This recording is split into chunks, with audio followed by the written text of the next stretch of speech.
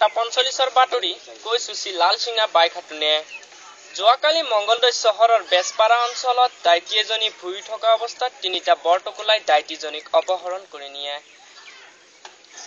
যোৱা 9 তাৰিখে অসমত জুই লগা কাৰণে বিহাৰৰ পৰা তিনিটা বিহাৰী অসমলৈ আহে। অসমৰ ব্ৰহ্মপুত্ৰৰ তিনিডাল টিকিনি হেৰাই লগে লগে 30টা ভেকুলী 32খন নৌকা লৈ বিচাৰে। এতিয়া এডাল টিকিনিৰ সন্ধান পোৱা গৈছে আৰু বাকি দুডাল টিকিনিৰ মৃত্যু ঘটা বুলি আঞ্চলিক বাতৰিত আহিছে।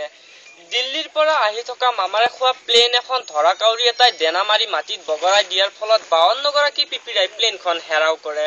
ধৰা কাউৰীটো ফলতে গ্ৰেফতাৰ কৰা হৈছে। তেজপুৰৰ পৰা আহি থকা মামাৰে খোৱা ট্ৰেইন এখন ৰাস্তাৰ কিনাৰত সোমাই পৰি থকা চেংমাছ এটাই ট্ৰেইনখন গিলিত হয় বুলি জানিব পৰা গৈছে।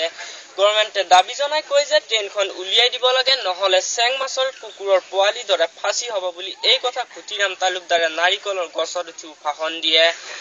যোৱা নিশা পাকঘৰৰ পৰা মাছ ভজা লৈ অহা মেকুৰী এটা শান্তিৰক্ষা বাহিনীৰ হাতত ধৰা পৰে। মেকুৰীটো বহুতো ৰান্ধনিৰ ভজা মাছ খাইছে বুলি সন্দেহ কৰে।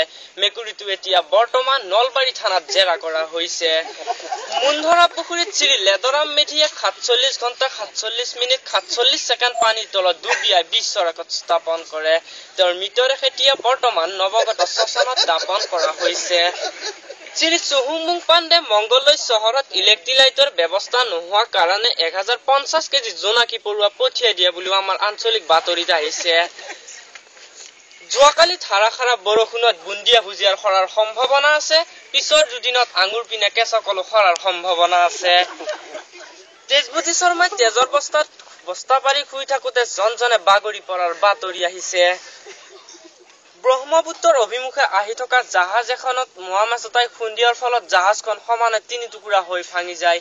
জাহাজখনত উঠি অহা 50 গৰাকী সেনামাখীৰ নিহত আৰু 52 গৰাকী সেনামাখীৰ আহত হৈছে বুলি আমাৰ বাতৰিত আহিছে। নতুন দিল্লীৰ পৰা পুৰাণ দিল্লীলৈ অহা 52 গৰাকী পিপিৰাইৰ জুই পোৱাতে দাড়ি পৰা যায় বুলিও জানিব পৰা গৈছে।